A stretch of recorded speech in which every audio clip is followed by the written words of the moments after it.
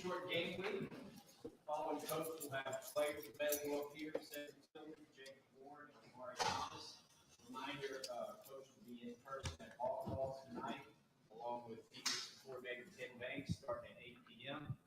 That will also be streamed on Ball Network, and then coach will also be available Wednesday via the SEC teleconference, which is on schedule at 11:50 p.m.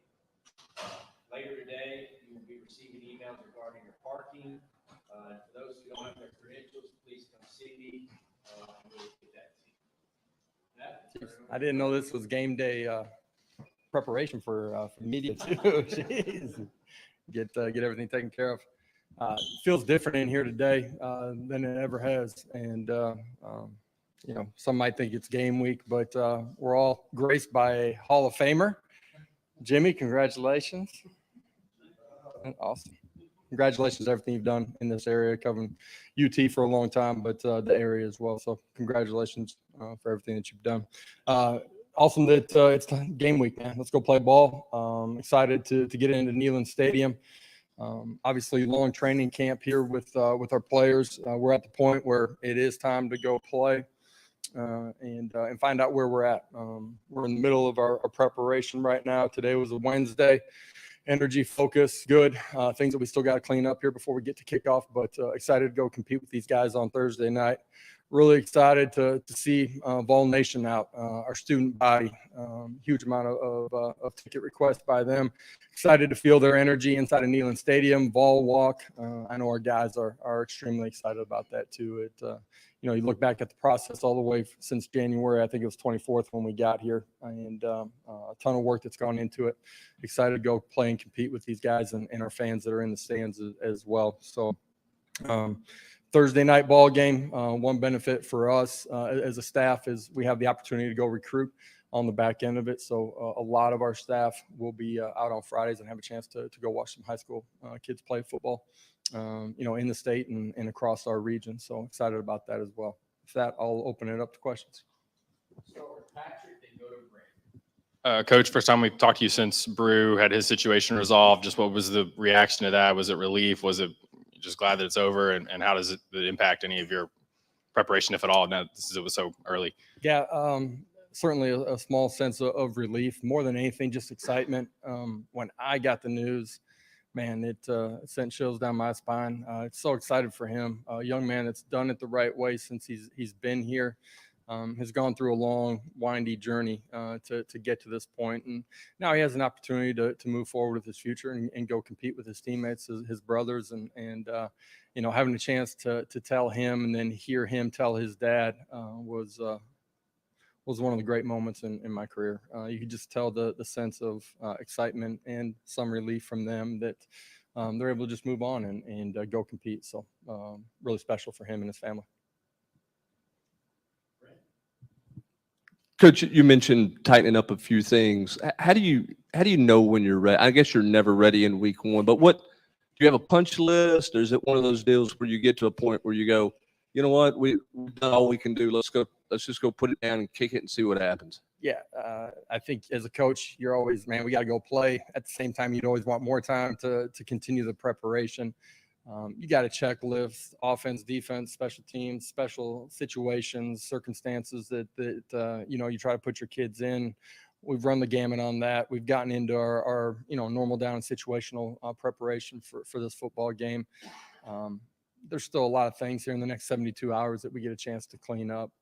But at the end of the day, like, you get to this point through the course of training camp, it's time to go play ball. Jimmy. A couple of things.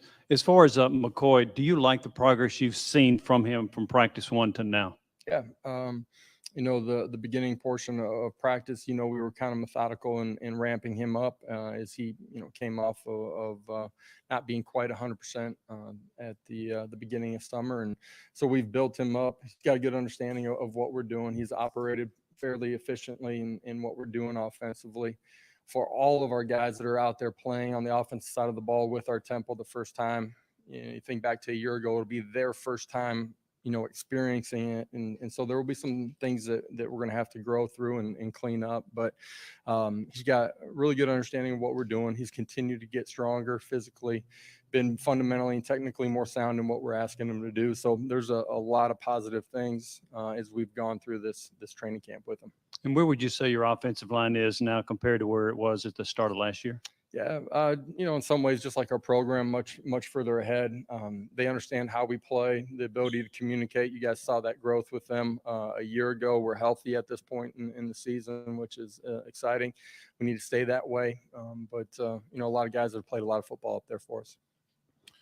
Coach, how are you dividing during the season, during game weeks? How are you dividing those quarterback reps, being that Hendon is a guy, in terms of getting Joe some work with first team? How will you split that up? Yeah, in what we do, Hendon's going to get, almost a majority or all of the one work. Joe at times will get a majority of the two reps. We have a plan for all of our twos, offensive line, skill guys, tight ends to get a good amount of reps. And that's when we're going against practice squads. It's also when we're going against some good on good looks. And tell us what you see in Ball State. Yeah, I think week one, just in general, you're never sure exactly what you're going to get. Some of that can be personnel based. They have guys that graduate, new guys that come in. Where are they going to place them? Schematically, things tend to change in week one. Everybody went through a self-scout process from the previous year. They made changes to what they're doing. I think it's really big in week one that your players have an understanding of what you anticipate to see, but they have the tools in their tool bag to adjust to what they are actually seeing. Staff and everybody being able to adjust and subtly tweak and change things as the game unfolds. At wide receiver last season, it took about a month to kind of have those roles solidified. Yeah. What particularly are you looking for specifically that guys can do to say that they belong in starting lineup, getting reps? Yeah, a big part of that last year was being in year one, new in what we were doing offensively. Bayless being nicked up during the course of training camp, kind of changed the way the season started for us. Some guys coming on strong. So, that's the inevitable, beginning of a season. Some of those things will happen as this season unfolds too, but in particular in year one, we'd like to play more guys at the wide receiver position, guys that are ready to compete and perform the way that we need them to, be in the right spaces at the right time and have a trust with the quarterback. And I do feel like we'll play more guys than we did a year ago at this juncture of the season. As you still try to figure out who you're going to start at left tackle or who's going to be the guy there, do you go into the Thursday night with a plan on like two series or quarter by quarter, or just kind of let the game flow as it may? And then anybody out for Thursday, or are you pretty much full go? Yeah, I think at this point we're pretty healthy heading into week one. You guys know there's still a long time before we actually kick off, and tend to not, unless it's a major injury where guys won't be available, tend to not make a decision on Wednesday afternoon and wait just a little bit longer. The left tackle position, both of those guys are going to play. Somebody will run out with the ones. I haven't watched Wednesday's practice yet. Coach Ellerby hasn't. As we go back and evaluate it, we'll have a plan for those guys to rotate during the course of the ball game and what percentage each of them play and who runs out there the first one. I don't have an answer to yet.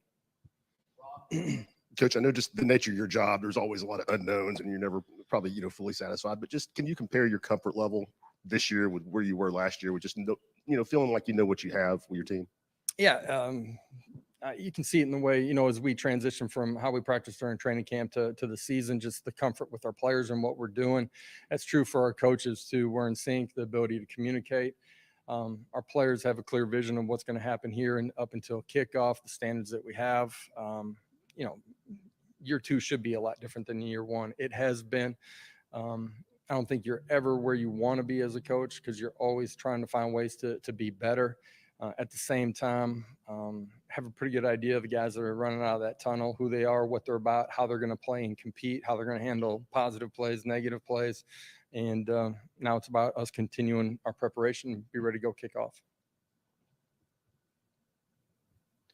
Josh, right here. A season ago, you said it took a while for some of your team to learn how to prepare for Yeah. a football game, kind of those 72 hours leading up to kickoff. Yeah. I know it's Wednesday game week technically, but have you seen any growth in that regard for this group right now, or over the course of training camp? Yeah, a year ago, early in the season, the last 48 hours in particular, in the early parts of the week, I didn't think we kept what should be important all the time, and got sidetracked by things that have nothing to do with us as individuals and collectively as a football team going out and playing our best. I do believe we're a more mature football team. That's, I'm saying that because of how they've handled everything since we've gotten back in January. The issues from day to day, are so different than they were a year ago because our players are different and, true to the characteristics of accountability, trust and respect, and competing extremely hard. I do anticipate us handling the last 48 hours the right way, as we head into Thursday night. Inevitably, you always have new players inside of your program. Year two for me, I've been able to be clear in my message to them about my expectations on the front end of it. They have older guys that they can see and are role models for them as well. And I believe that we'll handle it in a lot better way. Hey, Coach, back here. With week one coming up, I'm sure it's a gamut of emotions for a head coach, getting ready for that first game. I wanted to ask you, what do you think your emotions will be like when you go down to the ball walk for the first time and go through the Power T this season? Yeah, a year ago, I had no idea. I talked about, the experience of it. And to be honest, I had heard so much about it. I thought it would be really hard for it to live up to that ball walk in particular. It superseded my expectations. I'm excited to get off the bus with these guys and go down ball walk, enter gate 21, and then get ready to go compete. It'll be a great atmosphere, electric. Since our students have come back, you can feel the energy and the buzz around here in particular too. And our guys, like you think all the way back to January, man, that's a long process. And I'm excited to run out with these guys and go play. The different position battles throughout the roster, you as a staff, will you all evaluate the game as equal to what they did over the course of 3, 4, 5 weeks of fall camp, or is it simply weighted more because it's a game? Sorry. Are you saying like when we get into week 2? Yes, just examining those position battles moving forward. Will the game equal what they did throughout fall camp, or more because it is a game? Well, certainly the game is going to matter, right? It's the realest thing and the most important thing that we do is perform in those moments. I think as you go through a season, you got to understand that players are going to grow and change and evolve, and they're going to get better. In particular, the young players inside of your program, you got to have a really good feel for who he is, how does he prepare, and his ability to handle the moments in the biggest moments. And we're going to need a lot of guys. A year ago, we were the thinnest football team in America. We need to be deeper than we were a year ago. To do that, some of your young guys, you got to let them grow and evolve throughout the course of the season. There's a plan at each position, to play certain guys. The game's going to unfold differently too. And so just because you have a certain plan going in as a coach doesn't mean that it's clear and cut, and that's how it always unfolds. So being able to evolve and understand the ebbs and flows of the football game and put guys in the right moment is critical for me, but it's critical for our coordinators and our position coaches as well. Josh, as far as the secondary, how would you assess where you are at cornerback and at the star position? Yeah, I like, the maturity and the competition that we've had at the star position. T-Mac and Wesley feel really confident in both of those guys. T-Mac's been as consistent as anybody we've had since we hit the grass day one of training camp. What he did a year ago on special teams in particular, I think has really allowed him to grow and gain a bunch of confidence. And then his work ethic since the offseason started. The quarterback position, believe we'll see multiple guys that will play there. I like a lot of what they've done up until this point. Obviously, want to see them go out and perform at a really high level on Thursday. Any update on William Bohan? I don't have an update. We put out as soon as we received information that he was suspended indefinitely from the program, and we'll let that process unfold here.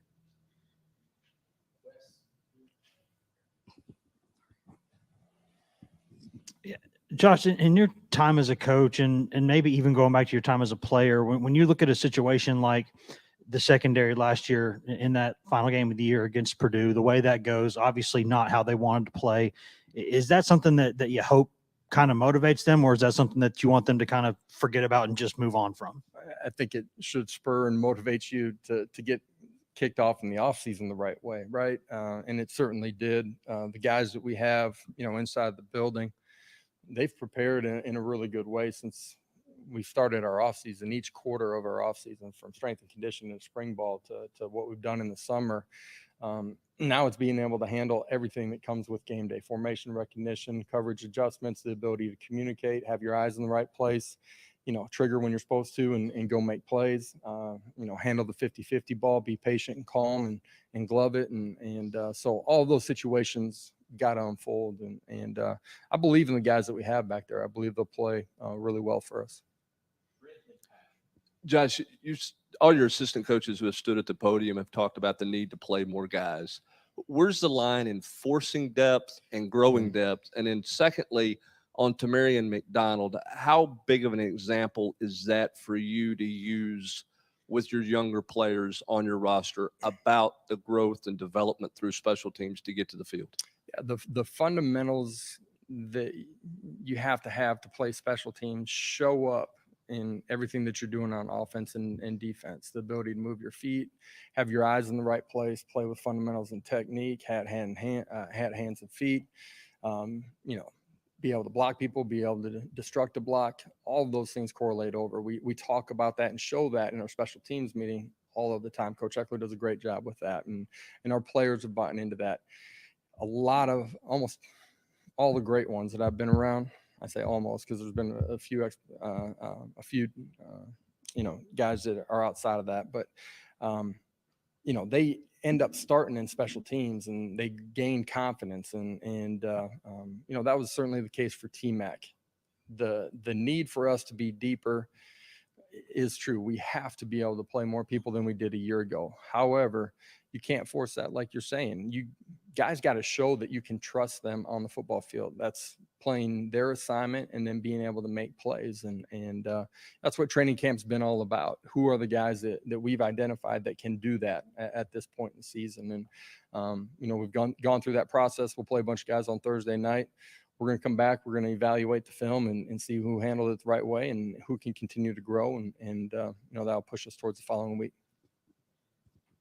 Coach, I guess a lot has changed for Cedric Tillman over the past year. Just seeing him in the building, seeing him in practice, what's different about him? And are there some ways maybe he hasn't changed at all? Last year at this point, nobody knew who he was and certainly didn't know what he was about on the football field. And, for him, he's been so consistent. You guys see the confidence in who he is, what he's about. He's got a great understanding of how to prepare. His on-field performance, he's continued to get better. Expect him to have a big night and have a big year.